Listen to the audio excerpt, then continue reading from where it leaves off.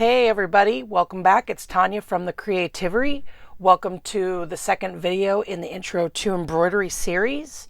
Today we're going to talk about transferring your pattern onto your material, and we're going to talk about prepping your hoop to get ready to sew, and then we're also going to talk about splitting your thread, putting your thread in the needle, and how to tie off on knots.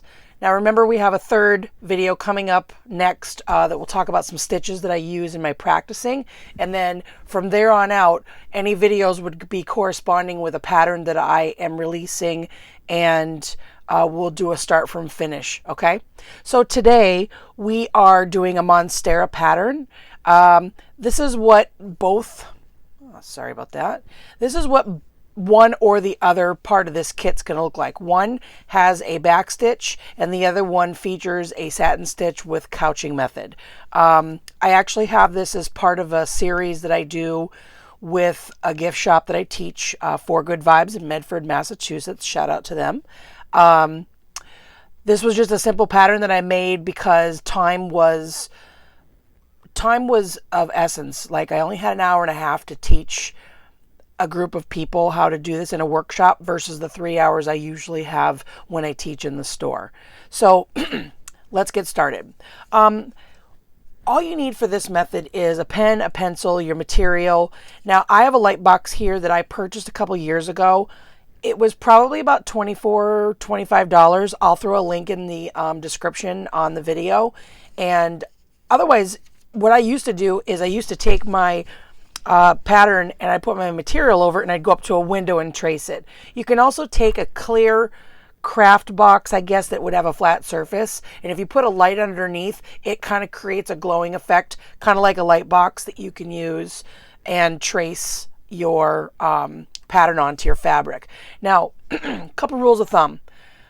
Only draw what you can cover with thread, and this is what I mean by that. I'm going to show you an example of a hoop that I made about a year ago, and I would probably trace out the pot, and I would trace the outsides of the succulents, and I might put some details on the inside to remind me what stitch direction I'm using, but I would never draw out the legs of the planter. And what that looks like is this.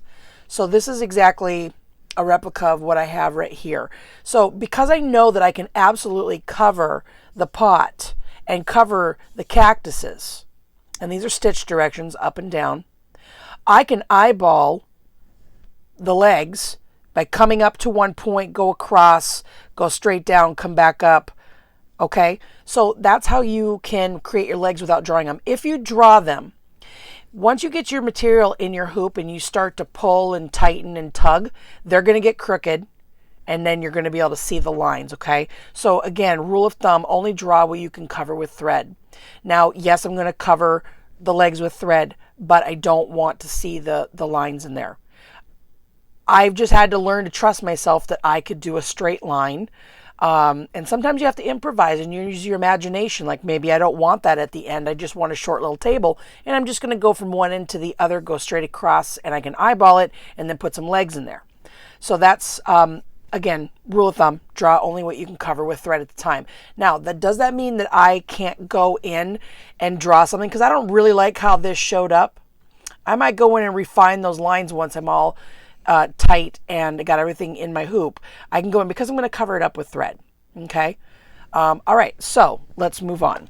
So I have a light box here, and I'm going to turn it on, and hopefully it doesn't cause too much, you know how LEDs flicker. So what we're going to do is, I already have my material ready. We're going to do a 3-inch hoop. Okay. So I know that this is going to fit in there. I cut the material perfectly. I'm going to lay down the material. Now, what I'm not going to trace, I'm not going to trace that round circle. That is just there merely so that I have a guide to see kind of where the middle of the material is. Okay.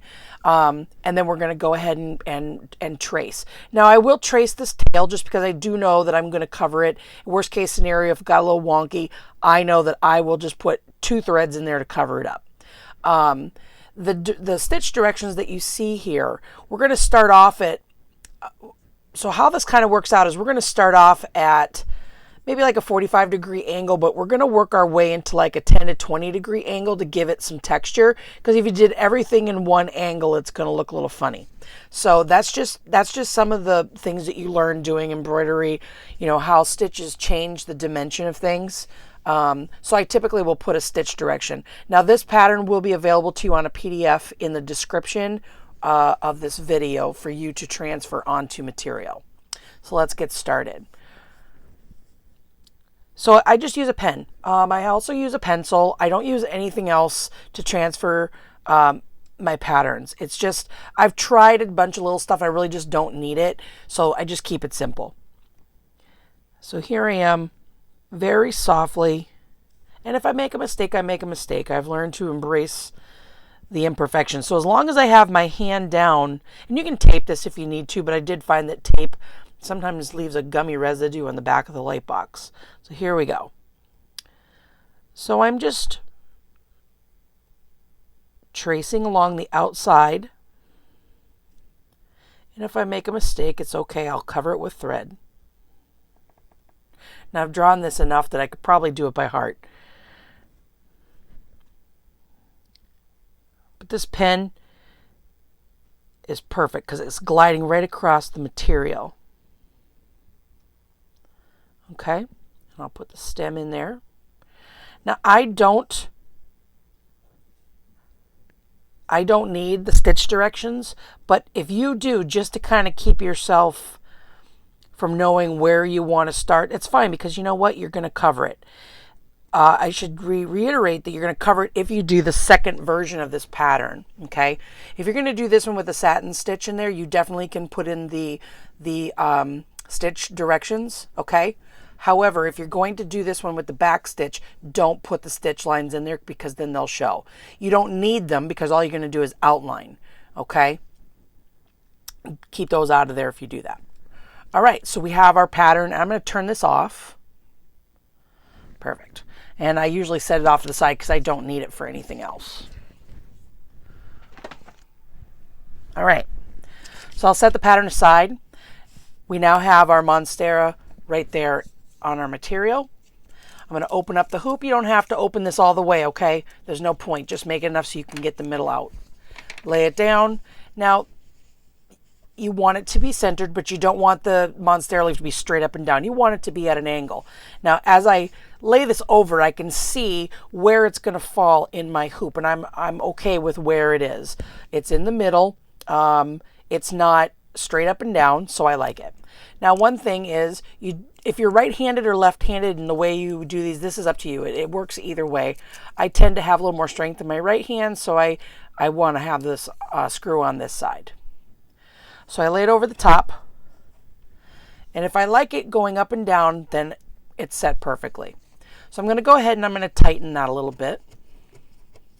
Not too much, but I'm going to tighten it a little. And then I want to pull my fabric as I'm holding on to the hoop. Pull my fabric so it gets tight.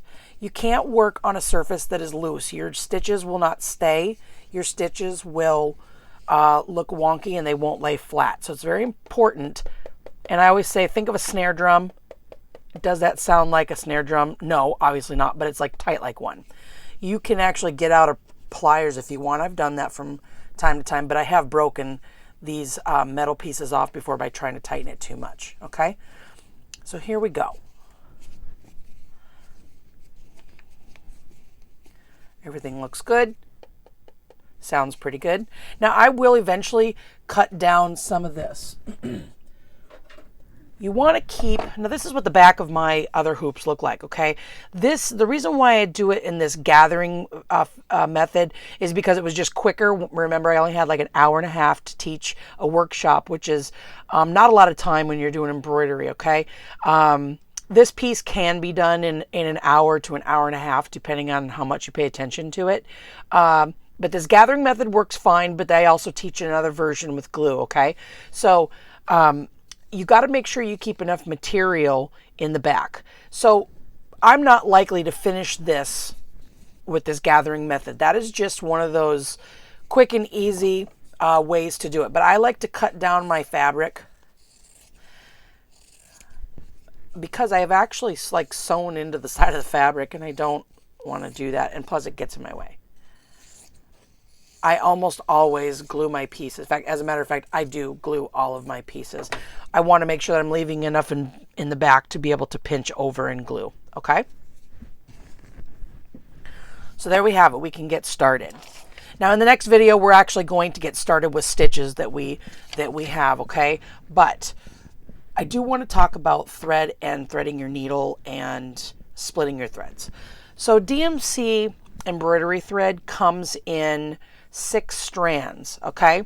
So you can sew with 1, which is kind of like sewing a button on your shirt. You can sew with 2 or 3. You can sew and not split these at all, but it's going to be very, very thick if you do. Because think about it, there's 6 strands, and now when you double it over, now you have 12.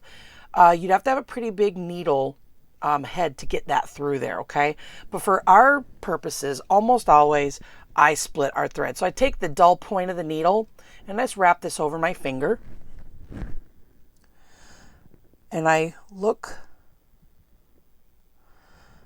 There's 1, 2, 3. I put it in the middle, and I stick my finger through it. Remember to keep track of your needle. If you don't have a magnet, it's always a good idea to put your needle into the lapel of your piece so that you can keep track of it, okay? All right, so we have it split. And so what I just do is I stick my fingers in there and I run them slowly down. If you do it really fast, you can get a knot. Remember in the first video, I talked about the quality of DMC thread, and I like it because it's just such a great cotton thread. It doesn't bunch up, it doesn't twist up, and it doesn't knot if you do it slow enough. Okay, so we have one piece here that we can use for later, and then we have one here that we can use to thread our needle. Now I'm pretty good about threading my needle. One thing I don't like to teach when I'm in my classes is the method where you're gonna lick the ends of it, okay, and get it wet so that you can pinch it between your fingers. I don't want to be licking other people's threads, especially in this time of the coronavirus going around. So it takes a little bit of practice, but for me, I was able to just do that, okay? Now, I did mention that in my kits, my physical kits, that I have needle threaders that I throw in there. These are cheap. You do have to make sure that you're pinching right here really tight. If not, and you try to pull, you can pull this out. Well, what you do is you stick the wire into the needle head. You take your material, or your thread, and you stick it through. You see there's a little diamond-shaped hole there, which you could make bigger. Stick it in there, right? Now, you're going to pull your thread through. And that's how a needle threader works. Honestly, I don't have time to deal with that. I've gotten really good about being able to thread my needles without using that. Now, and that's because I am familiar with the size 5 DMC needles. This is what they look like if you buy a bunch at a time. About 16 comes in here. They are actual embroidery needles, which I highly recommend. These are all one size. Now, they do sell DMC size number 5 to 10, and I believe the 5s are in the middle, so they're this size, and then they get smaller as they go down. Any smaller, I can't see them, and I usually, because they're so short, I tend to poke myself a lot. All right, so you bring your needle halfway down into your thread, and then we're going to tie a knot on the end. And we are actually back to sewing with 6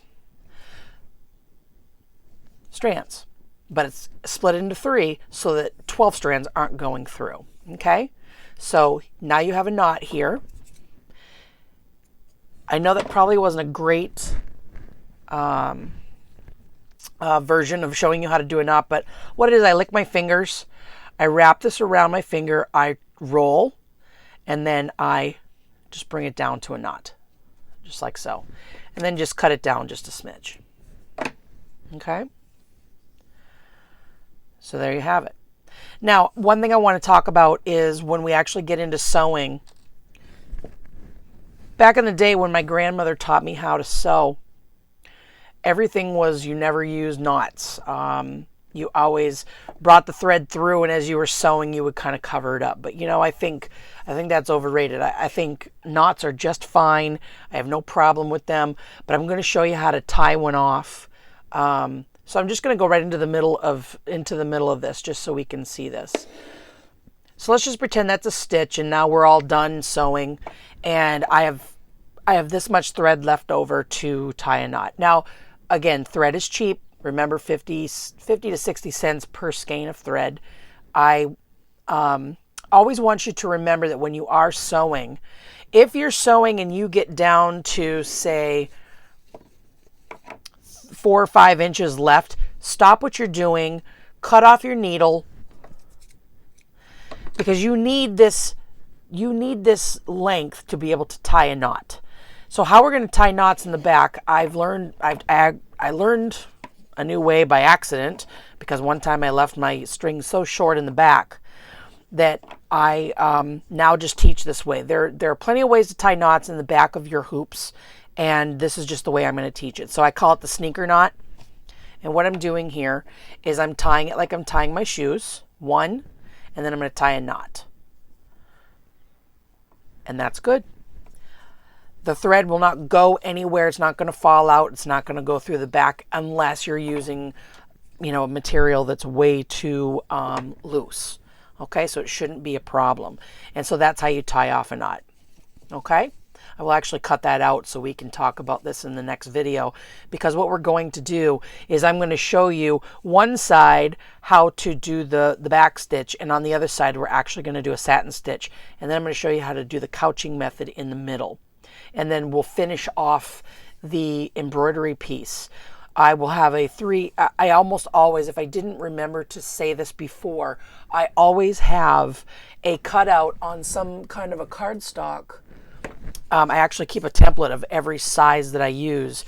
This is the 3-inch hoop. I probably use an advertisement, and I took my hoop, I laid it down, and I circled around it, and I cut it out. So if I want felt, I obviously am not going to be able to cut it out once my piece is done, so I have to have a template, and I just lay it down there, I trace it out, and I cut it out. And then we'll glue it with some tacky glue. Okay, but that's at the next video. So if you have any questions, drop them down below. There will be a PDF with all this information in it as well. And I look forward to seeing you on our next video. Thank you.